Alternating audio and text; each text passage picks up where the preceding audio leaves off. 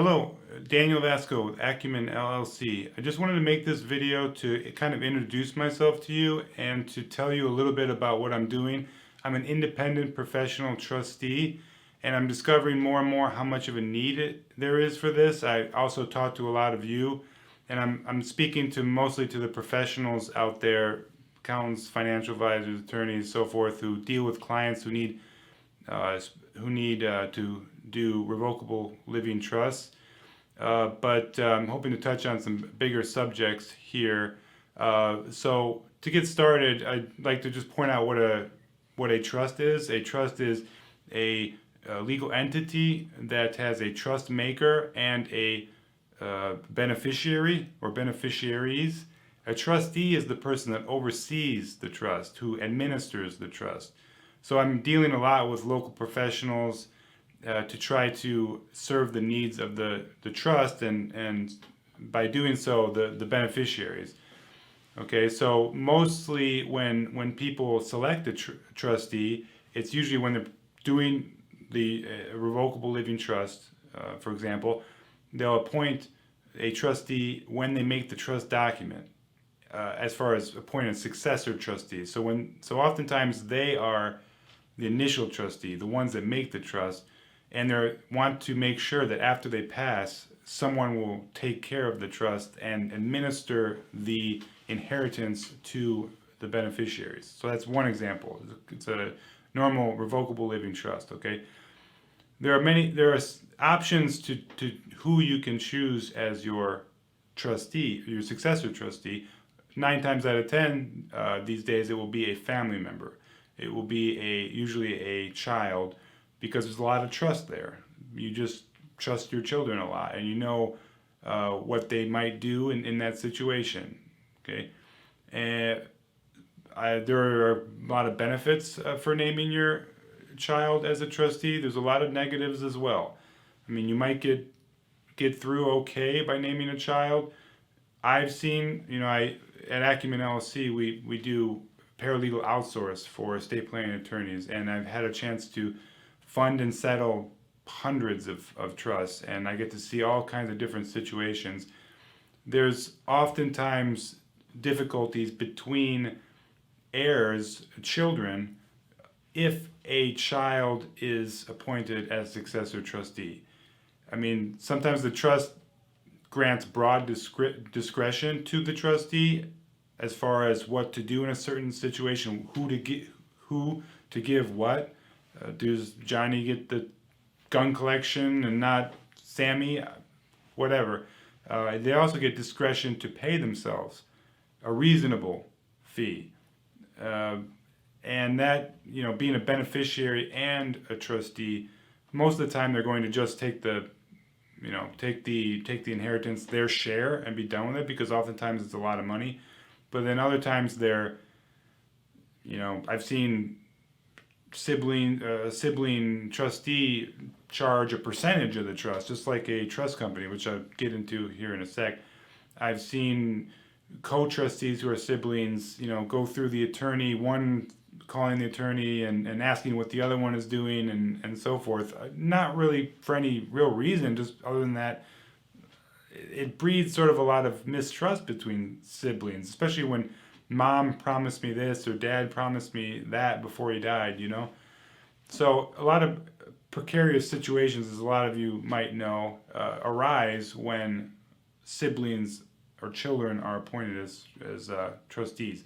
I would be serving as a third party, so it would save a lot of heartache and headache between family members. In fact, sometimes families are downright destroyed because of estate planning oversights. So I'm happy to be fulfilling this need for siblings. I mean, they can also come back to the attorney, if in the other cases that they oftentimes don't know what they're doing. It's just a really complicated process, and they come back also. They can come back to the attorney. So we also help the attorneys with my paralegal outsourcing business. Okay, so there's that we're happy to cover. Then there's the issue of the trust companies. So normally when someone does not want to appoint a family member to administer the trust when they're gone, they will appoint a trust company. A trust company is a fancy word for a bank that's kind of an investment tool at the same time. It's a trust. The bank is the trust. So if you don't know who to appoint and you appoint, Fifth Third will do it. They're experienced. They have enough, they have lawyers, financial advisors, accountants, everybody in there.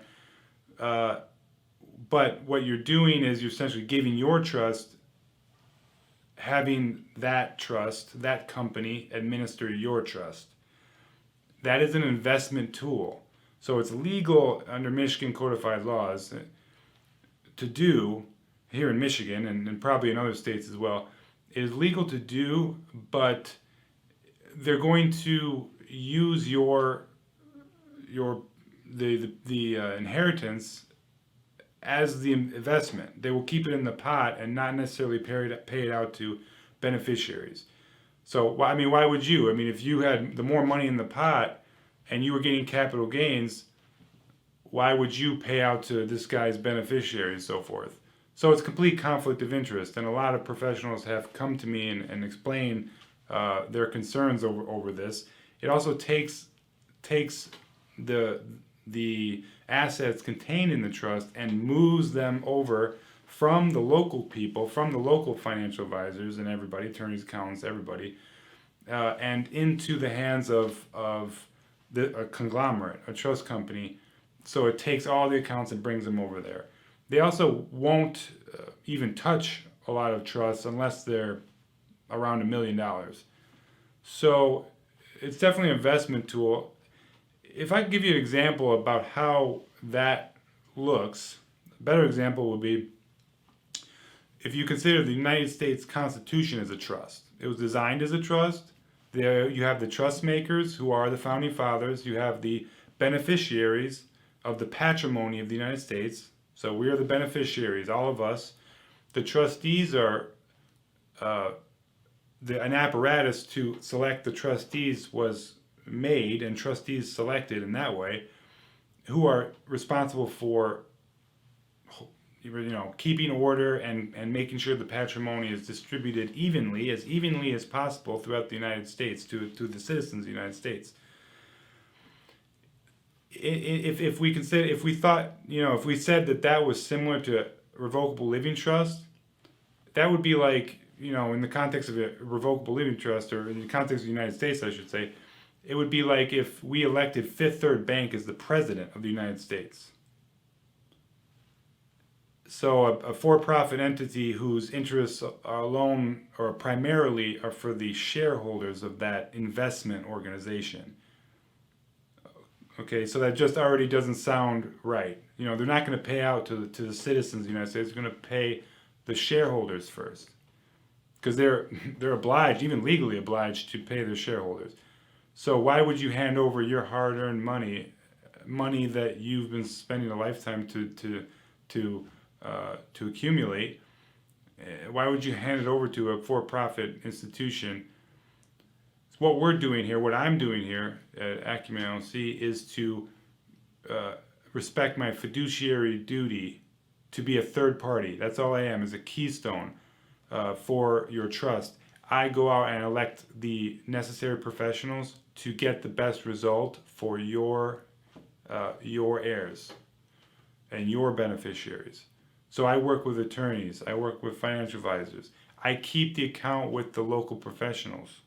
Not necessarily. I could go other way if the benefit of that investment or benefit of being with a certain professional outweighs or diminishes in any way. Then I can go elsewhere. I have that option. In a trust company, they don't do that. They might call themselves independent. Greenleaf Trust on their website, we're independent professionals, independent trustees. Well, okay, just double upping your research on investment products as far as like what internally they can maneuver, that's not independent. So it's all it is Christian stewardship, fiduciary duty, and we're going to work with the experts on an independent basis. So big time trend in the country right now. I'm part of Independent Trustee Alliance, and we're doing great things to keep this truly independent and look out for your your heirs, your beneficiaries alone.